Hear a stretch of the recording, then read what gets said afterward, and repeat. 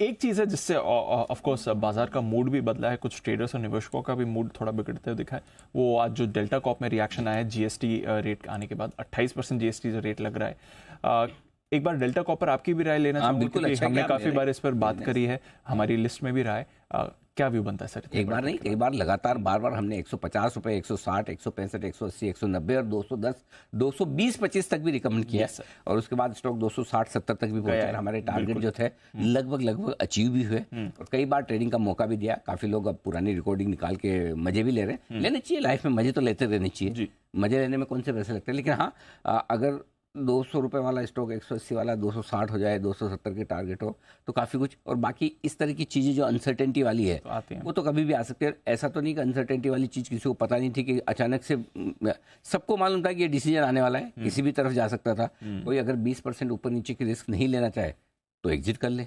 अच्छे भाव में एग्जिट हो रहा था कल जी। ऐसा तो नहीं कि आपको 250 260 का भाव बढ़िया ही भाव जी। अगर जो साल भर का हाईएस्ट लेवल के आसपास है तो ऐसा भी नहीं कि आप साल भर में खरीदे हो तो नुकसान में हो। इन एनी केस वो तो सब अपना अपना व्यू है। लेकिन जहां तक डेल्टा कॉप पे इम्पैक्ट का सवाल है, जो मैं समझ पाया हूँ दीप, और जो आज हमने सुबह नज़ारा से बात की, हमने सुबह ऑन मोबाइल ग्लोबल से बात की, दो चीज़ें समझने लायक है कि डेल्टा पे कितना असर पड़ सकता है, वो समझना जरूरी है। पहली चीज़, डेल्टा का 85% बिजनेस कैसीनो से है, 15% ऑनलाइन गेमिंग से। पहले 15% ऑनलाइन गेमिंग की बात कर लें, जहाँ झटके ज़्यादा है।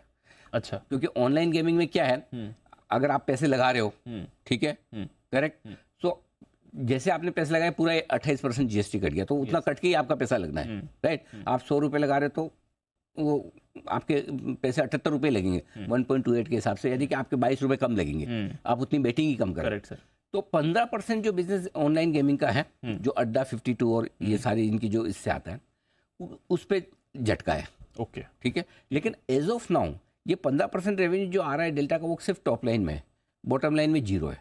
क्योंकि ये बिजनेस सिर्फ ब्रेक इवन पर चल रहा है, प्रॉफिट कर ही नहीं रहा। राइट। तो न प्रॉफिट कर रहा है न नुकसान कर रहा है। सो इसलिए डेल्टा के प्रॉफिट पे उसका फर्क नहीं पड़ेगा। लेकिन नेचुरली उसका क्या फर्क पड़ेगा, एक, वो बिजनेस उठने में अब वक्त लगेगा। दो, अड्डा 52 का आईपीओ जो लाने की तैयारी डेल्टा की थी, अब वो ठंडे बस्ते में गई। आएगा नहीं आएगा, कब आएगा पता नहीं।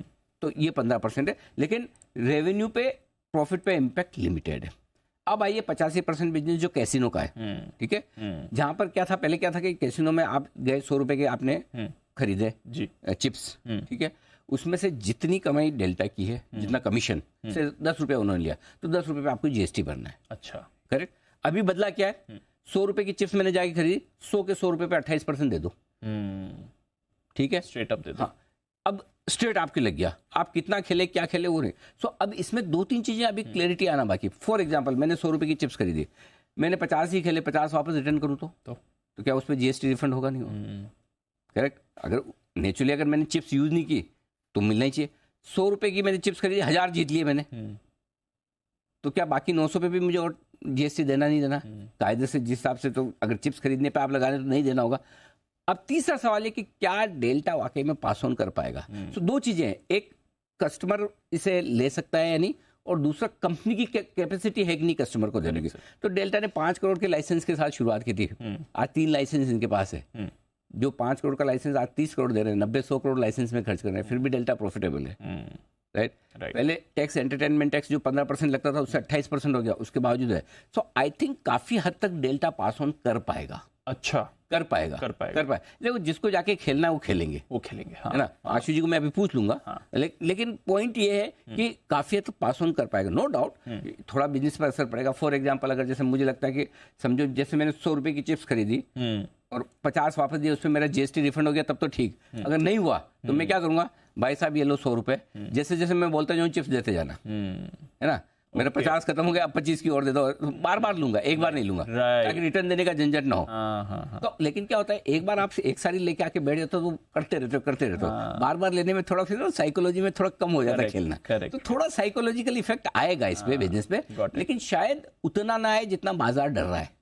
क्योंकि डेल्टा अल्टीमेटली, डेल्टा के ये ट्रैक रिकॉर्ड रहा है। अभी वो पास ऑन करने में, कस्टमर का माइंडसेट बनाने में 3 महीने लगता है, 6 महीने लगता है, 1 साल 2 साल लगता है। ये डेल्टा का मैनेजमेंट ज्यादा अच्छे से जानता है उनके बिजनेस को, मैं नहीं जानता, राइट। लेकिन अल्टीमेटली वो पास ऑन करेंगे जरूर। तो थोड़े समय के लिए आपकी स्टोरी स्लो हुई है, खत्म नहीं हुई, बंद नहीं। ऐसा नहीं कल को कैसीनो पे ताला लग जाएगा। अच्छा, वो कुछ नहीं हो रहा। अल्टीमेटली जो कैसीनो खेल रहा है उसके लिए कैसीनो खेलना महंगा हो गया, यही हुआ है। ये हुआ, राइट। कंपेयर टू जो क्रिकेट वाली ये सारी आपकी फैंटेसी लीग्स वगैरह जो है, उसमें क्या है, उसमें आपको क्योंकि आप वहां पे पैसा जैसे ही लगाते हो आपको सारे पैसे पे जीएसटी दे देना है, यहाँ पे चिप्स पे सारा दे देना है, राइट। वहां पे वापस कुछ नहीं आता, प्राइस आता है तो आता है, वहां पे भी जो प्राइस आएगा प्राइस पे कुछ नहीं देना जी। और यहाँ पर भी आपने चिप्स खरीदी, चिप्स पे जीते तो उस हिसाब से जीते उस पर कुछ नहीं देना, लेकिन ज्यादातर चूंकि हम जानते हैं कि दोनों में हारते हैं, राइट। तो खाली रिटर्न वाले पे वहां तो रिटर्न वाला सवाल ही नहीं, अगर यहाँ मैंने चिप्स वापस दी तो उस पर मुझे जीएसटी रिफंड मिलेगा नहीं। कुछ एक सवाल है जो आगे पता हो, आगे पता चले। तो एक बार जरा मैं आगे बढ़े उससे पहले आशु जी तैयार है तो, और सारी इतनी बातचीत निकली है तो आशु जी से समझना चाहता हूँ। आशु जी तो चैनल चेक भी कई बार कर चुके हैं, तो आशु जी क्या लगता है आपको डेल्टा के लिए क्या पास ऑन कर पाएंगे, वक्त लगेगा, कैसे क्या होगा, जरा समझाएं। अनिल जी, आपने जो अभी कंक्लूड किया है ना, बहुत बढ़िया से किया है। और सबसे इंपॉर्टेंट चीज जो आपने बताई कि जो सबसे बड़ा इफेक्ट आएगा वो ऑनलाइन बिजनेस पे आएगा।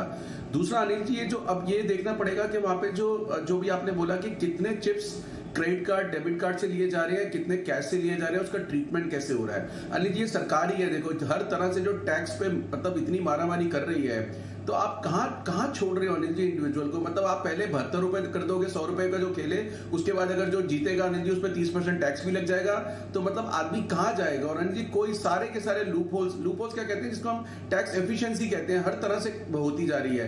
और end of the Anil ji, जब हर साल में 6 महीने में कभी ऐसी डिस्कशन होती है, कहता हूँ कि मुझे एक डिफरेंस बता दो जो ऑनेस्ट टैक्स पेयर आप जैसे और मेरे जैसे को, जिसमें हम कुछ नहीं कर सकते, फॉर्म 16 के हिसाब से टैक्स कट जाता है, एक बेनिफिट हो मुझे और आपको जो बाकियों से हो।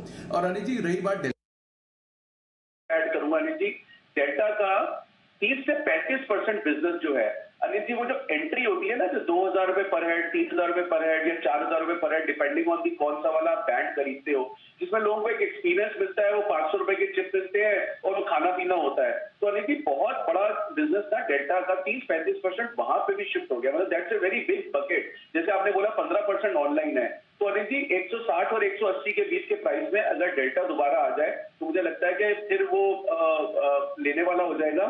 और हो सकता है कि स्लो मूवर हो, थोड़ा सेटल हो, लेकिन अनिल जी एक चीज अभी भी है कि सुप्रीम कोर्ट में अपील भी होगी इसकी, क्योंकि अभी भी Anil ji group of ministers में है, उसमें मेजोरिटी फेवर में नहीं थे इम्पोज करने के, तब भी ये लगा है, क्योंकि एक भी अगर नहीं मानेगा तो लगाना पड़ जाता है, इस तरह का कुछ ऐसा सुनने में आया मुझे।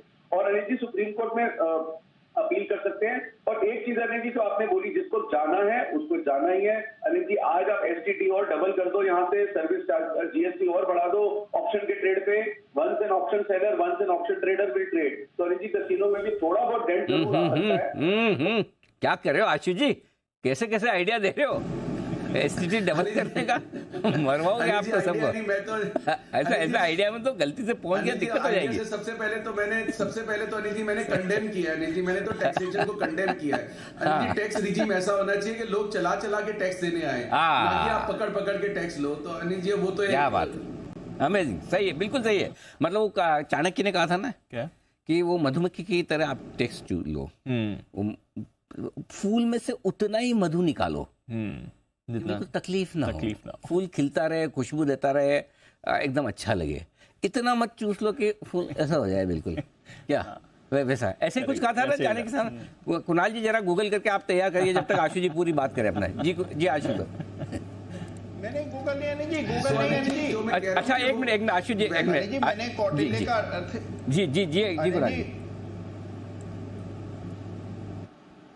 अनिल जी, मैंने कौटिल्य का अर्थशास्त्र पढ़ा है अनिल जी, और आप जो कह रहे हैं अनिल जी 100% सही है अनिल जी। बिल्कुल यही शब्द थे उनके कि अनिल जी इसी तरह से कर वसूली, लगान वसूली होनी चाहिए कि बिल्कुल महसूस ना हो। तो अनिल जी 100% आपकी आदर्श बिल्कुल 100%। नहीं, मैंने गलत बोले, चाणक्य, कौटिल्य, इसलिए अच्छे लोग साथ में पैनल पर रखना इसलिए जरूरी जी। हाँ, वो तुलसीदास जी भी कहे निंदक नहीं राखिए, जो आपकी आलोचना करने वाले हो, आपको गलत करे तो बताने वाले हो, या मतलब सही बताने वाले हो, जैसे हमारे कुणाल जी, ऐसे रखना जरूरी है, जैसे आशु जी। कभी कभी गलत में भी बोलते, वो अलग बात है, लेकिन ज्यादातर मैं तो सही में ही बोलता है। जी आशु सर।